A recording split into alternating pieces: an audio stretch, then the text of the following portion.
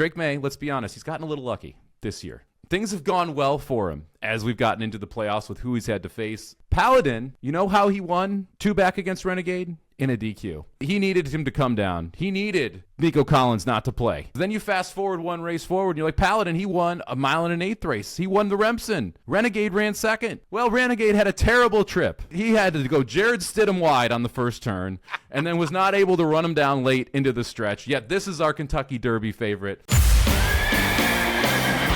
This is VSiN at the Track. Now here's your hosts, Mike Somich and Aaron Halterman. Welcome in here, VSiN at the Track. I am Mike Somich. He is Aaron Halterman. And Aaron, it's all about the 3-year-old type episode here. We have got 4 preps because of the cancellations last weekend. This Friday is the most important Friday in Kentucky Derby history because we've got 2 preps that are going to be running on a day that we don't usually see Kentucky Derby preps running. We've got 2 on Saturday as well. So a lot to talk about here once we get into the previews for these races. The hype man. That's what I'm going to start calling you, man. Listen, it is kind of fun. I've been telling people all week, if you are a Saturday, Sunday player, which a lot of people are, they they're off work and that's what they do on the weekends. Make sure to put Friday into the rotation this time because Friday is tremendous and the cards are tremendous overall. We'll talk about the features like you said, and I'm glad that the weather's going to be okay at both places. I know in Hot Springs, Arkansas, the track was frozen last week, Mike. It's going to be 75 degrees when they run the Southwest. So welcome to living in this part of the country. Yeah, literally frozen. Yes. There was talk about whether or not it would be muddy because it thawed out and the water from the thaw was in the track. So literally not exaggerating there that it was a frozen racetrack. Shout out to Oaklawn, by the way, who implemented tournaments this weekend because they have a great card on Friday. So they have a feeder on Friday with NHC seats available that goes into Saturday's main event card. So great job by them to kind of try and make lemonade out of lemons here and have those tournaments on both Friday as well as Saturday, Aaron. Well, and shout out to a good buddy of mine, Zach Gillum, that works there at Oaklawn Park and made that happen for you, Mike. Hey, look at that. I didn't even know. Position, and he's doing a hell of a job. So, yes, shout out to him as well. That's great. I love that. We did not plan that, by the way, No. but that's amazing. Seriously, I love it when racetracks are like, look, this is not a great situation. How can we make it better for the players? That's one way to make it better for the players is be able to say, hey, we're gonna build around this Friday card, make it special, put some tournaments around it, and allow you to play into Saturday's main event, so that you kind of get the opportunity to play 2 top level cards because that card on Friday much better than a normal Friday Oaklawn card because you've got those stakes races. What are we gonna talk about here? Well, I don't know if you know this, but there's a football game going on Sunday. So we're going to compare the starting quarterbacks to horses who are sitting in horse racing. We'll talk about the horses nominated for the Triple Crown, 367 of them this year, Aaron. Ted Noffey, oh boy, we're going to have to talk about him a little bit here as he has officially opened the door for 366 other nominated horses in the Kentucky Derby. We'll talk a little bit about Gulfstream Park, specifically Nearly, and what he was able to do in the Holy Bull, as well as Solitude, Dude, and what his plans are moving forward. We'll have race previews. We mentioned it, all of the 3-year-old preps, as well as the bets, Aaron. Another loaded VSiN at the Track show, but we got to kick it off here with Mr. Ted Noffey. Unfortunate news. Ted Noffey heading to the sideline. He's not going to run in any of the prep races. He's not going to run in the Kentucky Derby. He was your betting favorite in fixed odds markets at 6-1. He was your betting favorite in the last Kentucky Derby futures pool. Pretty big loss here in what was already a wide open field. I mean, we talked about it last Thursday where without Ted Noffey, who knows who should be favored here? Well, we're into the without Ted Noffey part of that conversation now. It's a bummer. Let's not focus on the bummer. Let's focus on what does this mean for this specific Kentucky Derby and this Triple Crown Trail moving forward? Well, the floodgates have opened, right? Because what we basically had on this trail so far, and we're still a little bit early, but we're getting later. What we've had so far is like, here's Ted Noffey. We know he's really good. If he comes back and say he's just as good or improves like a lot of horses do from 2 to 3, he might be tough to beat. They might be chasing him. Where now it's like, all those horses, those 20, 30, 40 horses, it's like, oh, now one of them has to win now, right? So it's crazy. I also feel like, I know we alluded to it on the show, I always felt like this was going to happen. I don't know why, and I know you felt the exact same way. It just kind of felt like, I think it's experience, our experience in the game now. We've got a lot of it, where when you see a great 2-year-old who ran, all the grade ones, the hard races to win, right? This seems to happen a lot, where they don't come back maybe as good, or they're hurt and they're off the trail for a while. So I wasn't totally shocked. I think it happened like right after the show. I text you and you just kind of laughed like, well, yeah, sure. So it means that the thing's wide open. This is a wide open thing. Every single 3-year-old prep race, every single allowance that might have a good horse in it, or even a maiden, it just gets intensified and magnified now with this news. Yeah, so first of all, to your point, like there's the quote-unquote curse of the Breeders' Cup Juvenile. It's because it takes a lot out of a 2-year-old to be able to win that race. And oh, by the way, you also have to improve out of that race to be able to then go forward and win the Kentucky Derby. And a lot of horses, they just don't get better from 2 to 3. A lot of horses do, but you're focused on this one horse who is supposed to be awesome, who was awesome at 2. And the assumption that they're just going to be 10 to 15% better at 3 is not an assumption you can necessarily just make. And so it's one of those spots where it's like, okay, we're excited about Ted Noffey, would have loved to see him on the track, but are we going to see a better version than the 2-year-old version, which is what it would have had to be? And is he going to be able to hold up through this Triple Crown Trail? And the answer, obviously, is no here. But it does shift over to the crazy part of horse racing, where every single weekend we are going to live in the now. Every single Monday, there will be a new favorite for the Kentucky Derby, and it will be the horse that won the previous weekend. We saw nearly go from 28 to 1 to 10 to 1. I didn't think that was that impressive a Holy Bull. We'll get there in a second, but to be the second choice in the Kentucky Derby and drop like literally 75% of your odds because of that race, are we sure? Are we sure? But that is going to happen every single weekend here as we rotate toward the Kentucky Derby, because the hype train is going to get out of control for some of these horses because someone has to be the favorite. We'll talk about Paladin, who's currently your favorite right now at 8 to 1, 7 to 1 in the market, depending on where you're shopping. I'm not going to be overly nice to him. Just a warning. That's coming up. And you've also got Renegade coming up in the Sam F. Davis, one of the stakes we're going to talk about, who has beaten him but got DQ'd into second. So it's going to be a fun Triple Crown Trail. I'm excited to see what happens. I think there's going to be so many overreactions in the next month and a half, 2 months. The other thing I want to mention, to your point, we are pretty deep into this. Like you can't really debut a horse right now and think that horse is going to win the Kentucky Derby. You have to go for prep points right now. And so it's not like we're going to have 10 horses show up on the scene that all of a sudden could be Kentucky Derby contenders. We're a little past that at this point, Aaron. Absolutely. Yeah, we are. I mean, if you're debuting one now, everything has to go absolutely perfect, like it did with, say, Justify when that happened. And you also have to be an unbelievable horse like Justify as well. So, yeah, it's not realistic to think that that's going to happen. Look, the other thing, and you talked about, somebody's got to be the favorite now. And then that's the big difference, right? We had the favorite. He was the de facto favorite.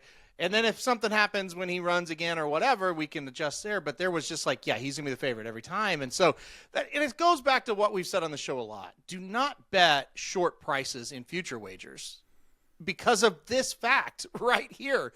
You just want to take shots. And like you said, now Paladin's the favorite. Do not bet Paladin in the future wagers. Hard pass. Yeah. And look, like, I don't know if you want to get into it right now, but I'll just say this with Paladin. Okay. He beat Renegade, right? Last time out. And no, he did you got to save it. You got to save it. We'll save it. I'm not going to let you talk about Paladin because you're stealing my thunder when I compare him to a quarterback in the Super Bowl. I want to keep my little my strain of thought there as my very own. Let's move ahead toward Nearly. I mentioned him 28 to 1, drops to 10 to 1 after winning the Holy Bull. They go very fast early. I could have run faster late.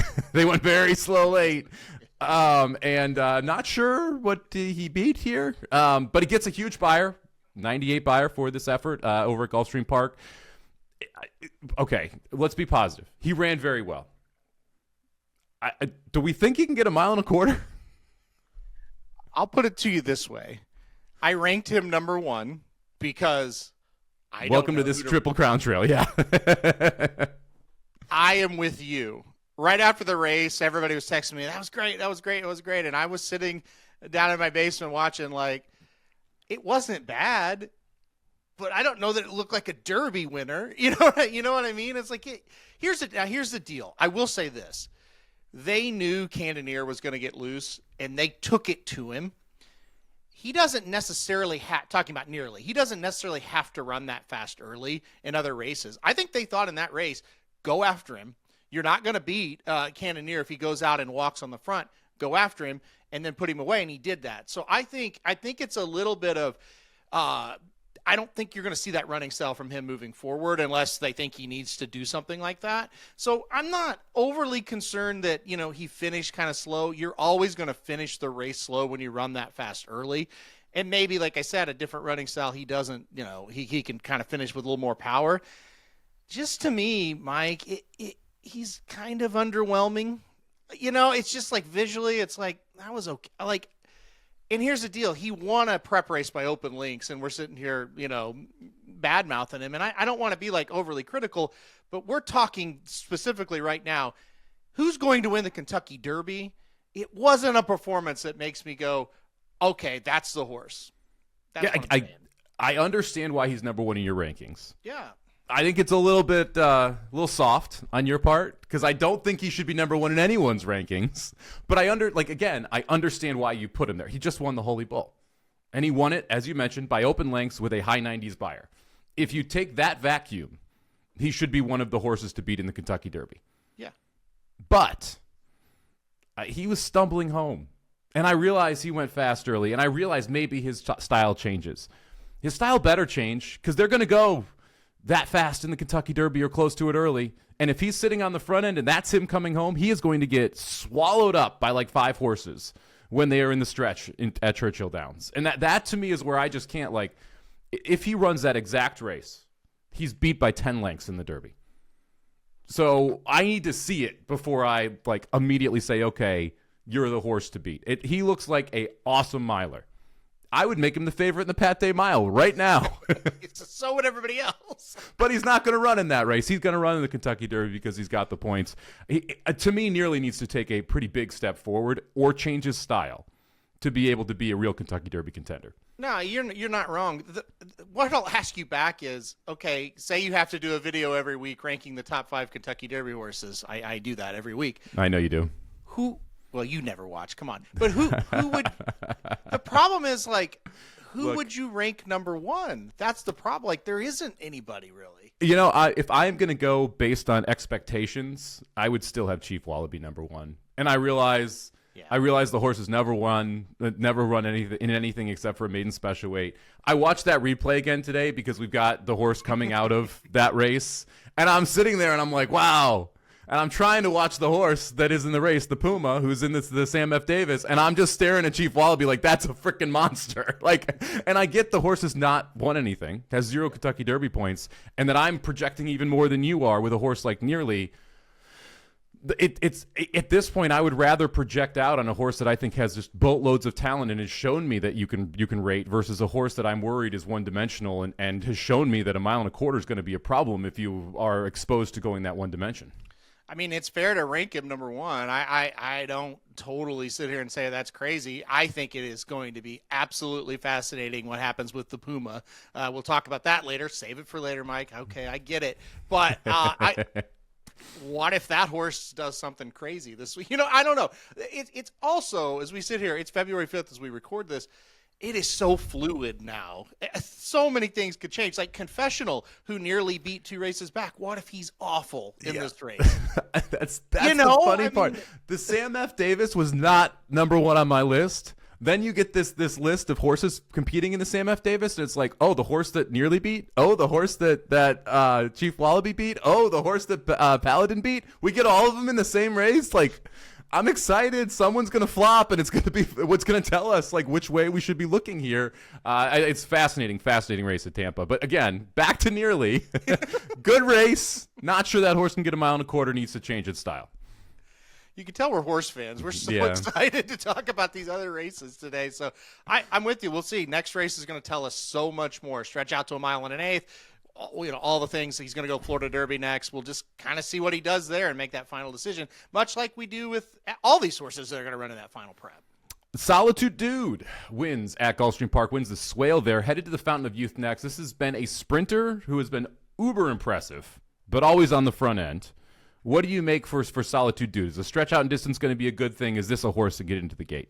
You mentioned the Pat Day Mile earlier. This looks like the Pat Day Mile horse. Man, did he look good. I thought it was super impressive. And honestly, the horse that finished second, Class President, I thought ran okay. He does not want to go 7 furlongs. And he was kind of there to be like, okay, Solitude Dude, if you're not the real deal, Class President, even though he doesn't want to go this distance, will probably beat you. Mm-hmm. He just totally tossed him aside, though, Solitude Dude. I don't think distance is going to be good for this horse at all. We can sit here and debate nearly, and maybe there's good and bad. I don't think there's any debate here. I think this is a miler. I think he's going to be really, really good doing that. He might steal a mile in a 16th race if he's absolutely loose on the lead, so I'm not throwing him out for the Fountain of Youth. But as far as the Kentucky Derby contender, I don't think Solitude Dude's one you need to put on the list. Solitude Dude officially enters the watch list for horses they try and stretch out that cuts back to sprinting in the fall and is awesome. Like that, this is your stereotypical horse where the Triple Crown dreams take you away from what a horse does best. This is a sprinter. This is a one-turn miler. We're going to see this horse go 2 turns a couple of times. It's probably going to go well the first time. I'm going to say run second to Chief Wallaby, and then it's going to go poorly in the Florida Derby, and then we won't see this horse till the fall where we're going to get 7-2 on this horse sprinting, and I'll be very excited about it. All right. I don't know if the owners love that plan and not see him to the fall, but as a bettor, that would be great if you're accurate on that. I'm just saying, maybe Belmont Day, right? But there will be a break after going 2 turns twice. And then we're going to see this horse back to sprinting. We talk about this every year. We point him out later in the season. There's always that sprinter who had Triple Crown dreams that just shouldn't have been going 2 turns. I think this might be this year's, or at least one of this year's contenders with Solitude Dude. Solitude Dude, one of the 367 horses nominated for the Triple Crown, Aaron Halterman. Almost 400 horses nominated this year. And honestly, not a bad year to have a lot of horses nominated because it feels wide open. Todd Pletcher leads the way with 31 horses. Like, it's news. Meh. It's interesting. To me, there's not anything you really can take away from it from a betting perspective. No, not really. It's just kind of a, hey, that's how many horses were nominated. Maybe if you're betting futures, go to the list and make sure that your horse is nominated. You know what I mean? Because you can late nominate these horses, but it costs a lot more money to do that. And so the late nominations will come out in like March, and there might be like 5 or 6 that are only on the list. So if you are betting futures, just go take a quick look at the list. Make sure the horse you're wanting to bet is on the list, and that's kind of that, right? I mean, that's all we have to really worry about.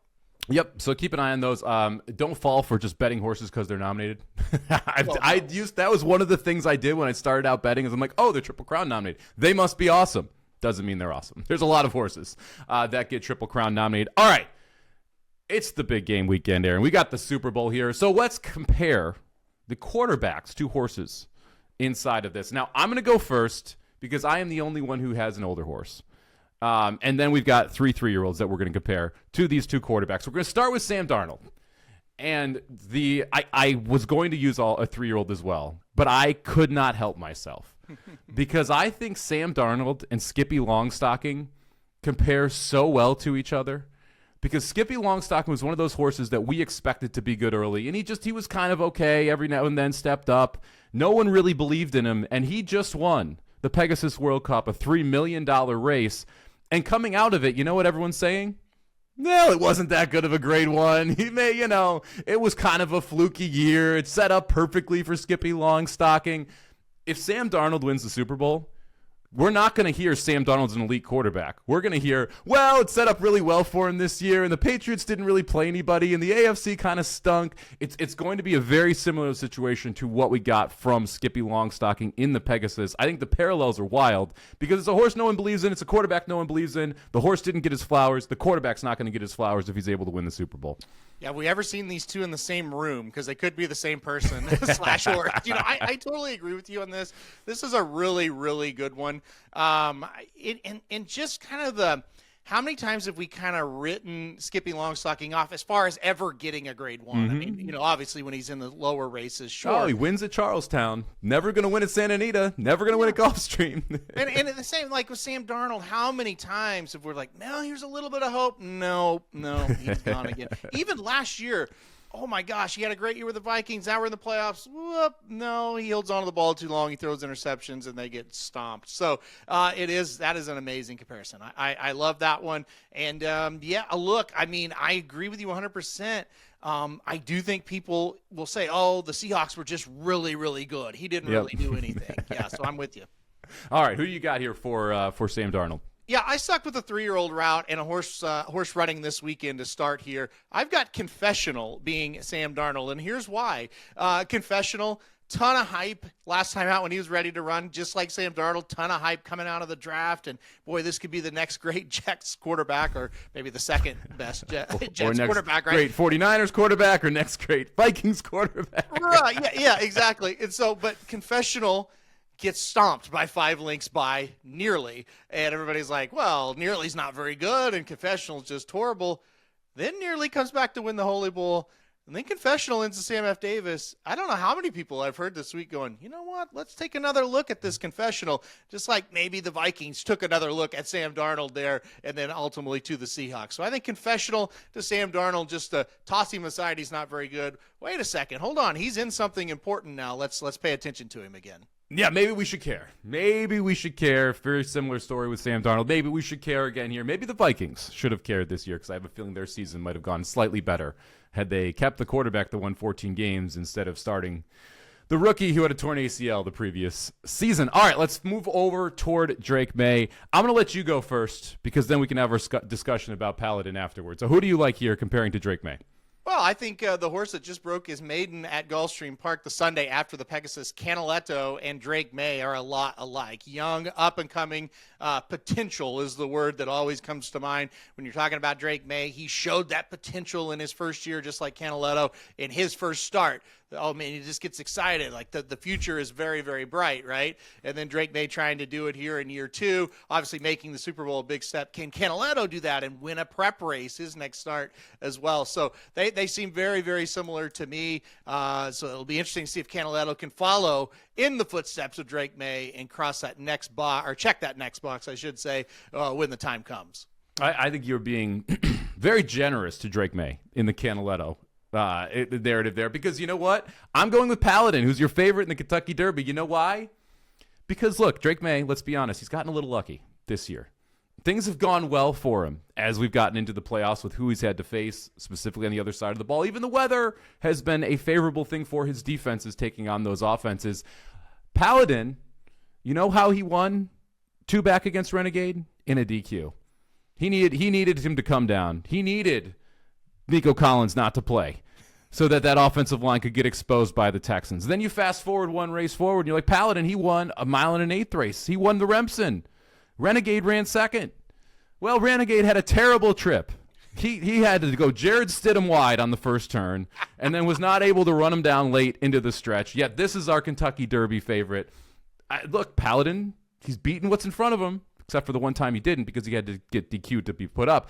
But you can only beat the horses you're facing. Paladin to me is Drake Maye, who I think has a awesome chance at a great career. It just the hype's gotten a little too far because of who we have played so far. And I think that there are very similar parallels here to Paladin and Drake Maye.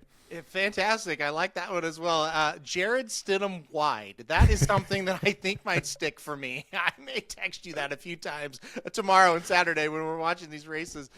Jared Stidham wide. That is fantastic. Listen, Paladin, I agree with you 100%. I think you are insane if you bet him in the future wagers right now.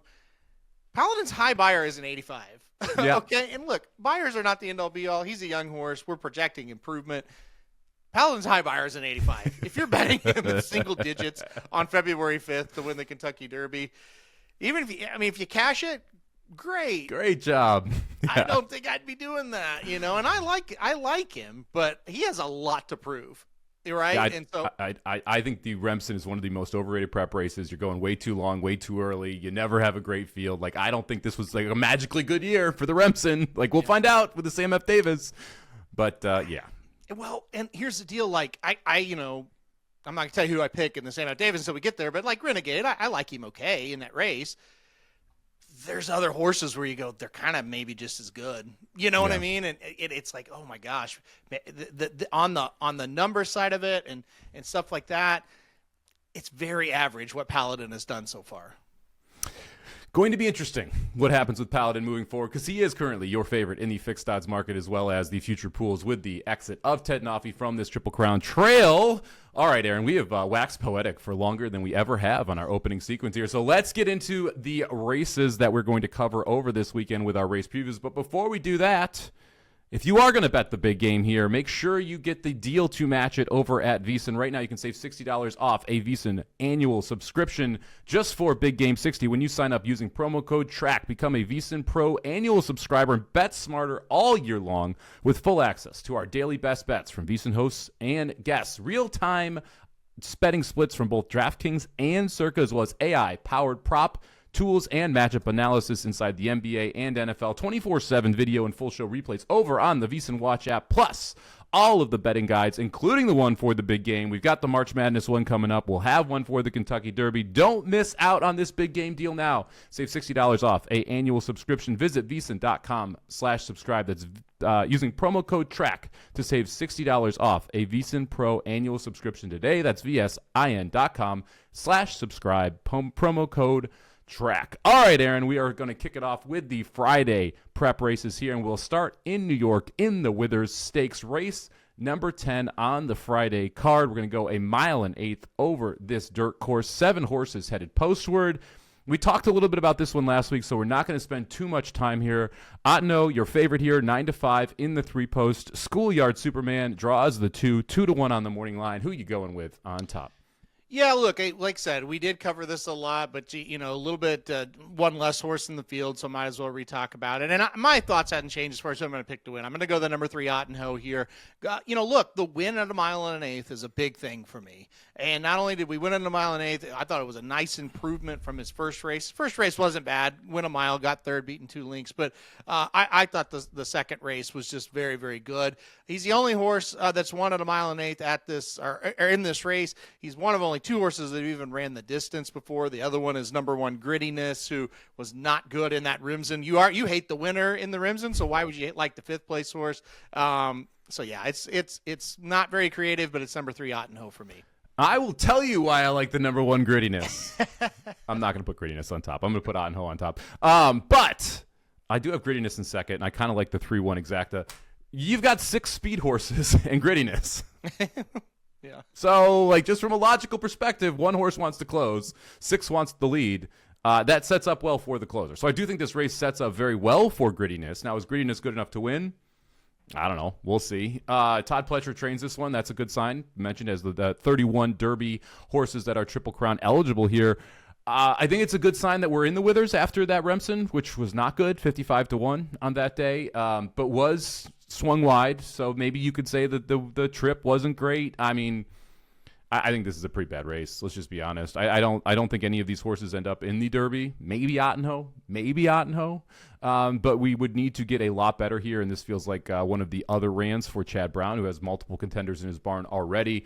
And he's got Schoolyard Superman in here as well. What they do on the front end, I do think, is going to be a little bit interesting. But even if they don't go, Talk to Me Jimmy should provide pace. 4th and 1 on the outside should provide pace. I do think we're going to have a pretty fast early tempo here. I think Ottenho is the best horse. I think Grittiness gets the best trip. I like the 3 on top Ottenho as well, but I think Grittiness makes sense underneath in the Exacta. Yeah, I'm with you as well, and I think, kind of the quickest of the brown horses with like that natural early speed is the 2 Schoolyard Superman. Every indication to me thinks he's going to the front, and they'll probably back Ottenho off. Not a lot, but back him off the pace a little bit and have him make a run kind of from a little bit off the pace. So I am with you on that.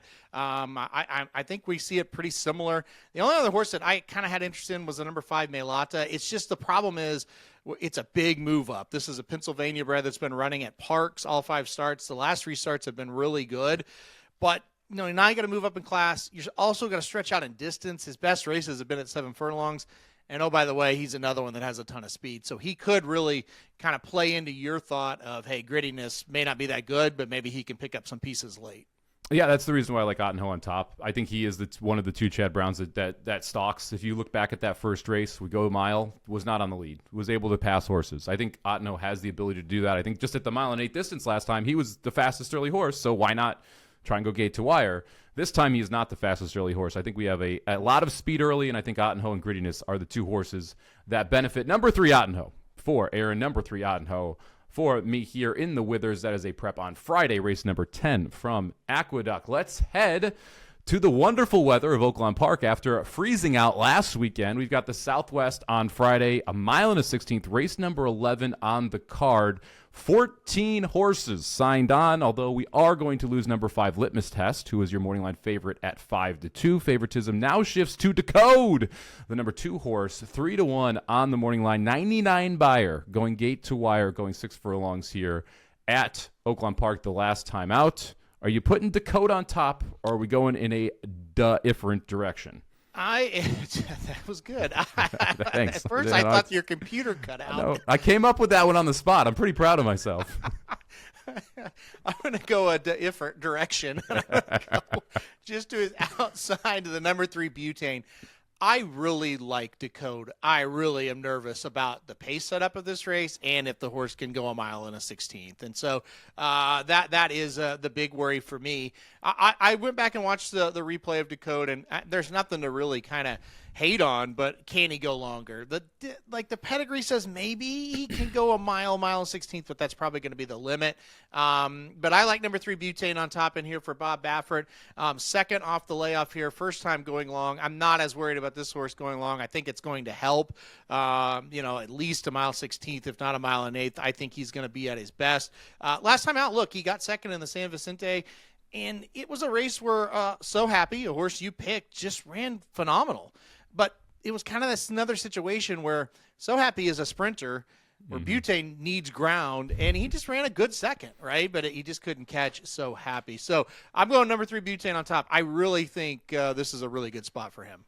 Yeah, I think it's a good sign that Litmus Test scratched out of here. That leaves Butane. Why run 2 and 1 will do for Bob Baffert. He does very well traditionally. Not last year, not recently, but traditionally when shipping out to Oaklawn Park for these type of prep races. I think the 2 and the 3 are both absolutely live.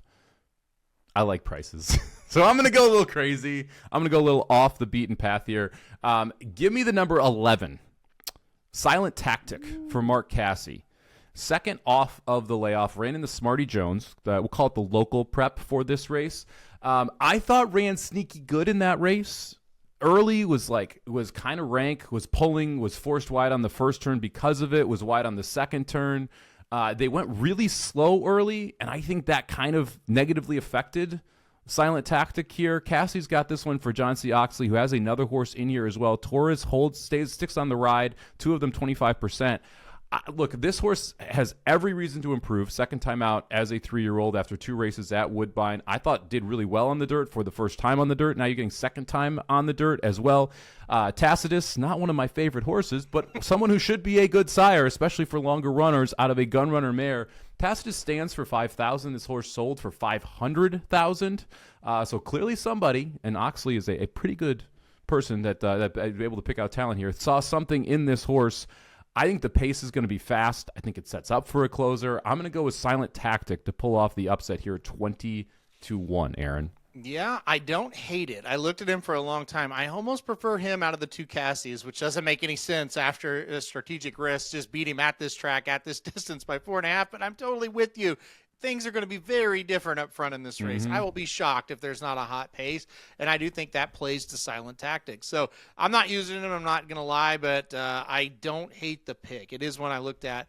I'm with you on the breeding, and like you said, we can make fun of Tacitus on the show for an hour, and I would be fine. I would do that with you, but I don't think he's going to be a bad sire. He was bred incredibly well. And he was incredibly talented. He was just kind of not right in the head. So hopefully he doesn't pass that trait on, but he passes on the talent. I think they'll be fine. So I'm interested in him as well. I do want to mention another horse that's 10-1 that I think it was, in my opinion at least, is another one that's really going to help from the pace, and that's Liberty National. Yeah, the 7. Here's the I didn't love the gun runner where he got second. But it didn't really favor what he really ultimately wants to do. It was a short field. They didn't go very fast early. He was kind of too close, in my opinion, and he just kind of ran okay to finish second. I think he's going to run a lot better here, and I think the pace is going to be a lot better for him, and I think he's going to get into what he likes to do a lot better. So I think number 7, Liberty National at 10-1 is very live in this spot. Yeah, I'm 11-3-2-7, so I agree with you. I think Liberty National, a very interesting horse here. I'm probably going pretty deep from a multi-race perspective in this race because I do want to get that 7 horse into the tickets, and I do like the 11 at a fairly big price as well. So I'm willing to take a little bit of a shot here. I think the 7 is an interesting one. Rancho Santa Fe, the 4, I think is at least worth a little bit of discussion. Was a short price in that Smarty Jones, just under 3-1. Yeah, it ran almost a too bad to believe race. Giroux off. Flavian Pratt jumps aboard for Brad Cox. This is a horse that was a buzz horse before the Smarty Jones, not nearly as much buzz after. Are you interested in taking a bigger shot with a price here when the pace should set up well for Rancho Santa Fe and you get the jockey switch? Well, okay, let's talk bigger picture for a second because there's a couple of really fascinating things, in my opinion, that's happening here. Number one, Florent Giroux off, like you said. He's gone. He went to California. Like, he basically finally got fired by Brad Cox, and now he's in California. So that's very, very interesting. You're going to see a lot of horses first-time Giroux off with a new jockey. Keep an eye on that in the past performances. Okay, now let's talk about Flavian Pratt. He was named on Ottenho when they were going to run the Withers last weekend. Mm-hmm. He's not on Ottenho now. He basically chose to come here. Now, it may not be for Rancho Santa Fe. It may be other horses he likes too, but it's partly for Rancho Santa Fe. So I think they think there's a lot more here. I rewatched the Smarty Jones a few times, and I want to blame Florent Giroux for it. I just can't. The horse was just flat as a board. And you look at his 2 races before, he's up on the pace. Well, think if he gets that trip in a paceless Smarty Jones, he looks great, but he's last. So I don't really know what happened there. I draw a line through it. If you want to take a shot with him, I wouldn't blame you. I don't know if he'll be 15-1, but if he's close to that, I think it makes sense. Yeah, the last falls under the too bad to believe category for me. It's horrible. Right? Like, it was just so bad. They're like, I cannot logically make a reasonable excuse as to why this horse stunk so bad. Well, and sometimes when that's the case, they just had an off day. It happens. These are animals. If I told you they were going 50 seconds to the half, would you not think he was going to be in front based on his other races? That's the thing. Like, A, why aren't we in the lead? Yeah. Right? And B, like, why are we 4 wide on the first turn? If we're not, why are we going slow wide instead of just being in front? Like, that to me is, yes, I'm going to blame Giroux. The horse was flat as well. It was a terrible ride, and the horse was flat. Fair. I think it's a combination of both of those, and to me, that's why you can draw a line through it. I think the 4 is worth a shot if you are going deep. Now, make sure, if you want all of our opinions on all of these prep races, that you head over to @VSiN at the Track over on our YouTube channel. Subscribe on YouTube right now at VSiN at the Track. Never miss an episode or any of our best moments. Join the VSiN at the Track community. Post your questions and comments below, like, who is going to win the Southwest Stakes? Aaron goes with number 3, Butane, 4-1 on the morning line. Give me the number 11, Silent Tactic, 20-1 on the morning line. Post below, who do you like in the Southwest Stakes? 13 horses headed postward. Prices galore. Let us know who you like on Friday at Oaklawn. All right, let's fast forward one day here. Let's head to Saturday, and let's look at the Robert B. Lewis Stakes. 7 horses planning on heading postward here at Santa Anita. 3 of them, Bob Baffert's. One of them going to be your favorite, the number 1, Desert Gate. But we do have a couple interesting horses that are not Baffert's that are going to be running in here. The number 4, Intrepido, returns after a lackluster performance in the Breeders' Cup Juvenile and secured freedom on the outside for Tim Yakteen. Also a little bit interesting in my mind. Aaron, we going Baffert, or are we going another direction? Well, I'm going to go Baffert, and it's just a horse for me. Number 1, Desert Gate. I have just been pretty excited about this horse for a while. And I think this is the race where I either win with him and go, okay, and we move on, or I kind of just jump off, because this is one, look, if I'm pretty excited about a horse, he needs to win in this spot. I really wanted to play a Ted Noffey Desert Gate straight exacta in the Breeders' Cup Juvenile. Desert Gate didn't even enter. He had to scratch. He got hurt. I almost think sometimes, though, when that happens, it might be a blessing for the 3-year-old season, because we talked about it. You have to run a really hard race, and you've kind of maybe overexerted yourself. He's talking about Desert Gate. He's been working out extremely well. This was like 2 works in when he got to Santa Anita, Bob Baffert was like, this is the race that I want to run him in. I think is a really good spot for him. I'm very high on number 1 Desert Gate. I think he can be a contender for the Kentucky Derby. But like I mentioned, you got to win this one. I can sit there and talk about workouts and how well he's been running and this and that and the other. You got to go out there and win. I think it's a really good spot for him. I like number 1 Desert Gate. He really should win, right?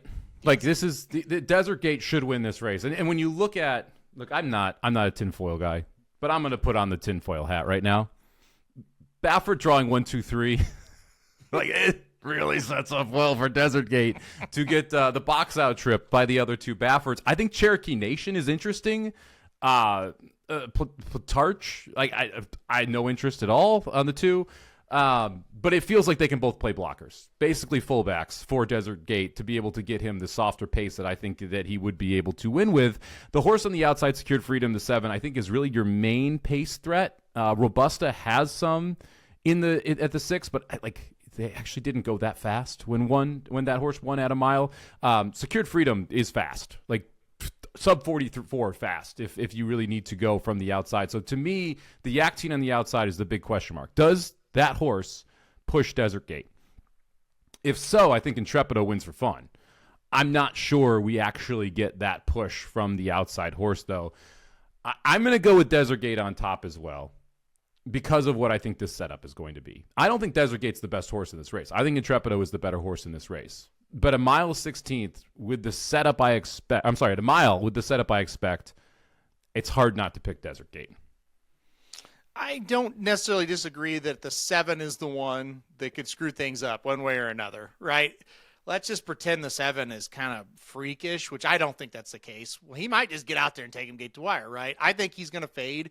Can he pressure the 1 enough, bother the 1 enough for Intrepido to come get him? We saw Intrepido catch him at a mile and 16th, but I think you made a great point. This is a mile. So even if you think Intrepido is, a really good horse, at a mile, it's going to be tough for him. It's just that simple. So my other thing is I have been pretty good about kind of reading who Bob Baffert thinks is like his good horse and maybe who he's like, they're just okay.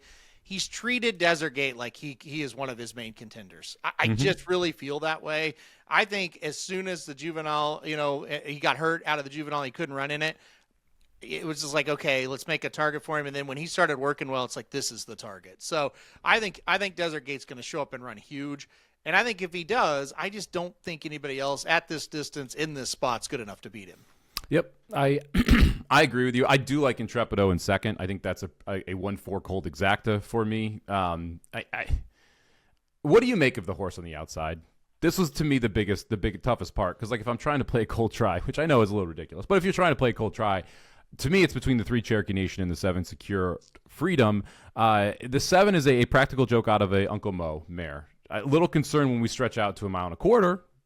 But a mile shouldn't be a big problem for the way this horse is bred. Really fast early, but was able to stalk last time out while getting a win. Faced So Happy. We talked about So Happy, just a really good sprinter the first time out. That's a really tough spot. What do you make of the 7 Secured Freedom and that 6-1 price? Well, I'm on the fence, so I'm not giving you a ton of help. I'm trying to choose to play the 1-4 as well, and hoping the 7 kind of backs out of it, and maybe you get the 3 or the 2 up for third and beat the 7 there. I think the 7 will get bet down. The problem I have with him, it was a very impressive race. You go back and watch the maiden where he won last time out. It was impressive. Captain Shreve came back to run out of it last week, and he had every chance to win, and he was all over the track. He finished poorly. He got second, but he got beat by a horse named Potente, who was another Baffert, who I don't think's great. I don't think he's bad. I don't think he's great. And Captain Shreve, it just felt like it's there. Go take it, and he wouldn't do it. So that was kind of a negative. I'm not real confident in Secured Freedom in this spot specifically. All right. Thank you. That's what I'm looking for. All right, give me the 3 Cherokee Nation in third then. 1-4-3, cold try. I do think you're going to see 2 horses, the 1 Desert Gate and the 4 Intrepido, move forward out of this race. I think both of them are legitimate horses to make the gate and the Triple Crown. I think they are clearly the best 2 horses in this race. We'll see if anybody else able to stamp their name on this Triple Crown trail. So the Robert B. Lewis, race number 8, Santa Anita, going a mile on Saturday. Number 1 Desert Gate for Aaron. Number 1 Desert Gate for me. I do like the 1-4 Cold Exacta, as does Aaron. All right, let's head to our final prep of the weekend. Race number 11 at Tampa Bay Downs on Saturday. The Sam F. Davis, $250K on the line, going a mile and a 16th. And this is the race I'm shocked to say I'm most excited to talk about, because we have horses who last time faced Nearly, who last time faced Chief Wallaby, and who last time faced Paladin, 3 of the horses that are the favorites right now in your Triple Crown markets. Who do you have on top? And what do you make of specifically those 3 horses? Is it as simple as those 3 and move along, or do you think there is another horse that can contend here? Oh, man, this is first of all, I'm with you. This is going to be fun. I do think there's one other horse that can contend. I'll save that one for just a second. When I talk about him, I'm going to put on top. I'm putting number 6 Renegade on top. I really, if you go back and watch the Belmont at the Big A race, the second race of this horse's career going 1 mile, he was better than Paladin. I think Paladin got lucky that day. You could debate if he should have been taken down or not. All you want. It doesn't really matter. It happened. So I really liked that effort. Now, in the Remsen, Todd Pletcher said going into that race, he missed a couple of works. He's a tad short. He's good enough to run. He's a tad short. And when you watch that race, he makes a move. He's in a great spot to go in, and he runs just a tad flat down the stretch. He gets second, beaten 2 lengths. He's been working fantastic. The workout pattern is there. He's sharp and ready to go for this one. So I really like Renegade. I think he's going to run extremely well in this race. I do want to mention, though, the Puma, who I like second in this race. Here's the problem with the Puma. He's also entered in a maiden special weight Saturday at Gulfstream Park. Does he run here? Should he run here? Should we face maidens? Or should we look at this and go, well, hell, he can win. Let's go try to win the Sam F. Davis. Guess what? Renegade also is technically a maiden because he didn't cross the wire first. Or he got disqualified after he crossed the wire first. I like 2 maidens in the Sam F. Davis, and I think it's one of the best races of the weekend. How weird is that, right? But I love the Puma. And listen, the Puma is going to improve stretching out based on his pedigree. His pedigree says 2 turns is absolutely wants what he needs to do. He's essential quality out of a declaration of war mare. I love the 6 and the 3 in this spot. The Renegade, 33-1 right now to win the Kentucky Derby. Yeah. The Puma, 90-1. Any interest in either? I would take a little swing at the Puma at 90-1. I am going to pick the Puma in this race. I think we run here in the Sam F. Davis instead of... Look, I watched this race back. Chief Wallaby's so good. The Puma's got to be good, too. They won that race. They were gone compared to the rest of that field, which, by the way, wasn't a bad rest of that maiden special weight field. This is the same connections that brought us Maye with Castellano and Gustavo Delgado here. This is a great spot for the Puma. Like you mentioned it, this horse wants more distance. I actually thought this horse did a good job, like sitting, was up on the pace, but was able to still show that, hey, we can pass horses, we can stalk. And then you just ran into Chief Wallaby, who, I cannot throw enough accolades on this horse. When you watch that replay again, you're like, wow. Like that one of the most confident rides I've ever seen with a freak in front of you. And the Puma is a freak. Like I think he is a very, very good racehorse here. So I'm going to go with the Puma on top. I am fascinated to see Renegade run back because, to your point, Renegade's better than Paladin. Renegade was better in the mile. I think Renegade was better in the race where he lost to Paladin in the Remsen as well. I'm interested to see what Renegade does here because I will poo-poo the Remsen for the entire time that I'm a horse racing analyst. I don't like this race. I think it is a bad Derby prep because you're going a mile and an eighth. It's way too early. It is hard to get horses running that well that distance early and then also see them be able to have success going down the Triple Crown Trail and end up being able to win the Kentucky Derby. So it's hard for me to get excited about Renegade, but the race 2 back I thought was very good. So I want to at least give some flowers to Renegade there, but I do like the Puma in this spot. I think he absolutely runs off. I am interested to see Confessional now. I'll be honest. After that Nearly performance, maybe Confessional's better than I thought. Maybe Nearly is just that good. Maybe Nearly's really good going 7 furlongs. And that's why Confessional was just screwed when they face off in that allowance race because Nearly's just going to be better than you at 7 furlongs. Maybe Confessional is better going long. Essential quality American Pharaoh mare. should be good going long. Distance shouldn't be a problem. So fascinated to see what we get from Confessional. I'm going to go ahead and mention the horse that you were probably talking about. Game For It entered here, the number 4 horse.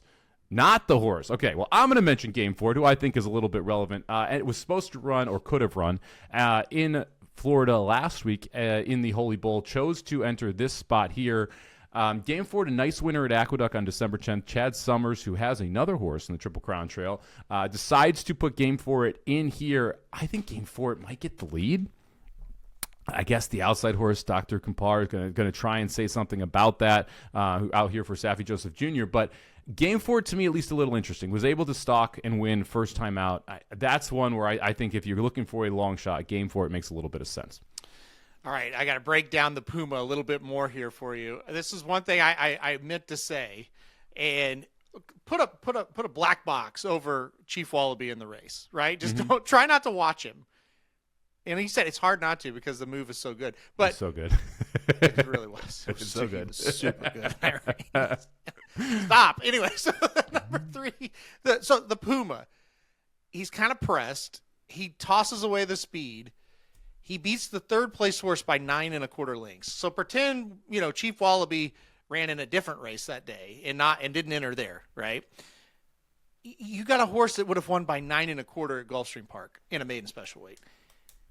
That's how I view the Puma. Mm-hmm. So I think he's got a great shot here. I think they've got a fascinating decision what they try to do, but I think he has a great shot here. I'm 100% with you. And look, I think I might be just maybe overhyping the Puma or Renegade, either one. I really have liked them both. I heard a lot about the Puma coming into that race last time out, and again, I thought he ran well. So I've heard a lot about him for weeks now. The Renegade, kind of the same thing. I want to mention the other horse, though, that I think does have a chance, and you mentioned him for a second. Number 9, Dr. Kapoor. I think this is the one that gets the lead. Ooh, and okay. Here's why. He was on the lead going 6 furlongs at Saratoga. He was on the lead going 7 furlongs at Keeneland. He was on the lead in the Kentucky Jockey Club. His pedigree says he should get better going a little bit longer, and he absolutely didn't in the Kentucky Jockey Club. It was a horrific race for him. I think if you just draw a line through that, maybe he's going to bounce out of that. Maybe he just wasn't ready to run. Maybe he hated Churchill Downs, all this stuff. You can make excuses, right? When you look at his races before that, he got beat by a neck on debut by Big Dom, who ran huge that day at Saratoga.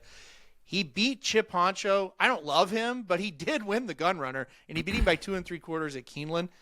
If this horse gets loose, who's to say at Tampa Bay Downs he can't take him gate to wire? I think he's the wild card.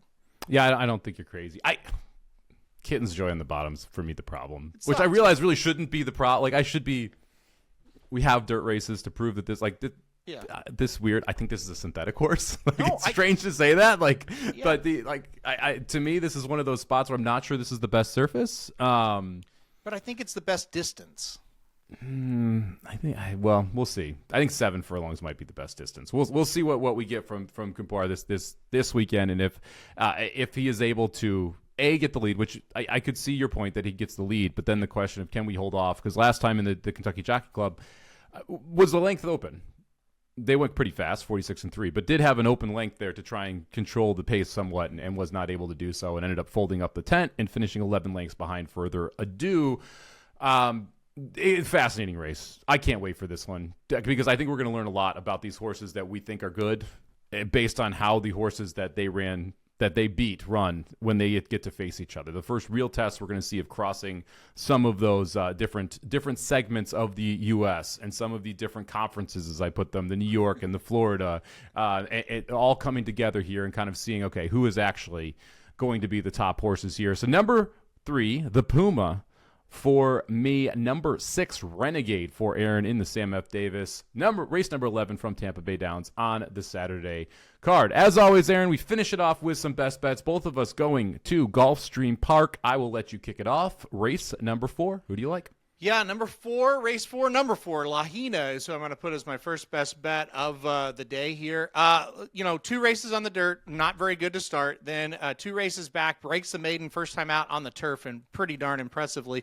Moved up to a stakes race last time out, set the pace, got beat by a length and 3/4 by Sister Troyen. Go back and watch last week's. Sister Troyan was very impressive in her stakes race. Now we're in a Florida bred allowance race going 1 mile. Perfect spot. I think number 4, Lahina, will be ultra tough to beat in this spot. Yes, she will. if she runs even close to that last race in the Ginger Brew, I think that is going to be a very difficult one to beat. I'm going to go to race number 7, and I'm going to go to the number 4 Test Factor here, who should be a decent price in this spot. We're going to be turf sprinting here, going 5 furlongs. You have a clear speed horse in this race. I think Test Factor, clearly the second fastest horse. I'm going to take the horse right behind the speed in this case, who I am expecting to get like 8-1, 10-1, somewhere in that range. Was 8-1 against a similar field last time out. That was first off the layoff, first off a long layoff for Rohan Crichton, who owns and trains this horse. They switch from Joe Bravo, and they go to the Bug Jockey. Why is that relevant? We get a 7-pound discount here, which I do think makes a difference, especially in turf sprints, especially when you're going to be forwardly placed. Gives you just a little bit of extra kick late down the lane. I think Test Factor sits a very good trip in second and is able to then kick past and be able to win the race late. I like the second off the layoff. I like the fact that owned and trained. The last couple works have been very good as well, including one work, which was a bullet 46-3 right after the race on January 26th. So I think this is a situation where Test Factor able to run a big one, like the fact that we're coming back quick with the weight break with the Bug Jockey. Good pick there. I think this is one of your famous races where it is a very tough spot, but I do think you've got a good horse there. Got one more I'll mention. The 9 Macedo coming off a 413-day layoff. This is a really nice horse, 7-year-old. I don't know how he's going to come back off the layoff. Maybe keep an eye next out for this horse. I don't know if he can do it on Saturday or not, but he's a nice one that's finally getting back. But I'm with you. Like I think the 4 makes a lot of sense. The 5 a little bit as well if you want to get the exactas involved. Yeah, the 9 I think was one of those that I stared at for a while. I'm like, man, like if you told me we're going to be the same, I'm awfully interested, but it's hard to just assume that we are going to be the same. All right, let's fast forward. Race number 8 here. You have the maiden special weight with the Puma entered. Yes. So let's do this twofold. Let's do it if the Puma is in and if the Puma is out. Race number 8, Gulfstream on Saturday. Who do you like? So that's why I specifically picked this race, because we can easily pivot, and I'm going to give you 2 picks here. If the Puma is in, give me the exacta straight 3-1. 3 is the Puma, and 1 is Mr. Miracle. If the Puma is out, just give my best bet to the number 1, Mr. Miracle. I kind of really think this could be a good horse. On debut at Aqueduct, finished 3rd, did get beat 6 lengths, got beat by Schoolyard Superman. That was going 1 mile. I really think 2 turns is what this horse wants. A mile and a 16th, the distance of this race. This horse is by Curlin out of a Bernardini mare. It says we need to go long.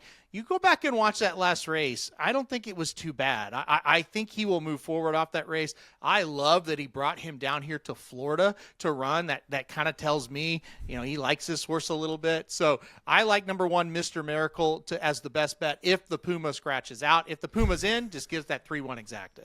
This race, man, like we talked about this AMF Davis. This is another one. Yes. Okay, you've got Mr. Miracle, Schoolyard Superman beat him first time out. He was favored in that race, by the way. Mr. Miracle was your favorite. Also, Chad Brown training. So 2 Chad Browns, and Mr. Miracle was the one who was getting bet. You've got a horse named Halogen who comes back out of that Chief Wallaby the Puma race that is going to be in here for Todd Pletcher and John Velasquez going to ride. Had Rosario up in the first race there, attended the pace, then fell back. You've got Easterly, the horse to the outside of Halogen for Brad Cox. Zayas rides, lost to Class President last time out. So there's a lot of other horses that have been very good that are interesting in this race. I think Easterly one you kind of have to keep an eye on here for Brad Cox. Class President, I thought was, you mentioned it, I thought was actually very good in a loss. I had him as one of my best bets, just was overmatched. There's no other way you could put it at that distance. But if they had gone longer, I think Class President would have been interesting. That debut was at a mile. We'll see what Easterly can do here. But another, would I be shocked if the Puma scratches and there's still a Kentucky Derby horse out of this race? No, I would not, because I could see one of these horses running 3rd in the Florida Derby and making the gate because of that. It's a very interesting race there. Race number 8 from Gulfstream Park. Number 3 with the 1 exacta for Aaron is a best bet there. If the Puma scratches, runs into Sam F. Davis. Number 1, Mr. Miracle as the best bet. I'm going to go to race number 10 for my second best bet. Another turf sprint here. The ladies' turf sprint for $125,000. And I'm going to go to the number 4 Without Cause on top here. Without Cause, Mark Cassie, John Velasquez picks up the mount. This is a horse that was successful going longer and then cut back to the 6 furlong distance the last two at Woodbine. We're going back to that sprint distance. To me, Twirling Queen, just the faster horse here. But you also have Moonspun on the outside. I think the two of them send. I think Without Cause sits right behind the two of them and gets the absolute catbird trip here. But Mike, can this horse stalk? Well, yes, she can. She stalked 2 back, going 6 furlongs at Woodbine, was able to sit just off the pace and win by open lengths. I think you get a very similar trip here, and I like the fact that we went longer early in the career because that means we got the stamina to be able to sit behind and kick on, even though we are a speed-favoring horse. So give me the number 4, Without Cause, race number 10 at Gulfstream Park on Saturday.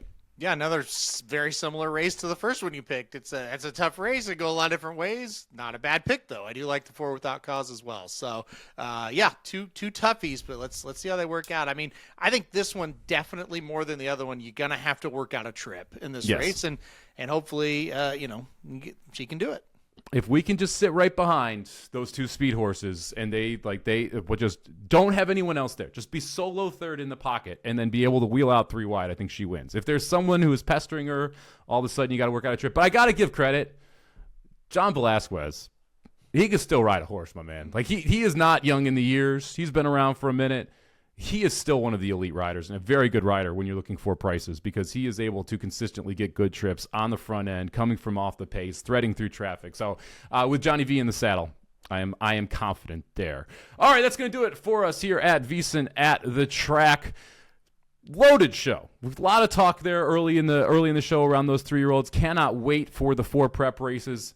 Looking forward to being able to talk about all of these next week as well. I have a feeling we're going to have multiple replays from Gulfstream, from Santa Anita with some of these 3-year-olds who are either A, debuting or B, running inside these stakes races next week. So make sure you stick with us. VSiN at the Track, Apple, Spotify, wherever you get your podcasts. Also available at VSiN at the Track over on YouTube. Make sure you join the community over there.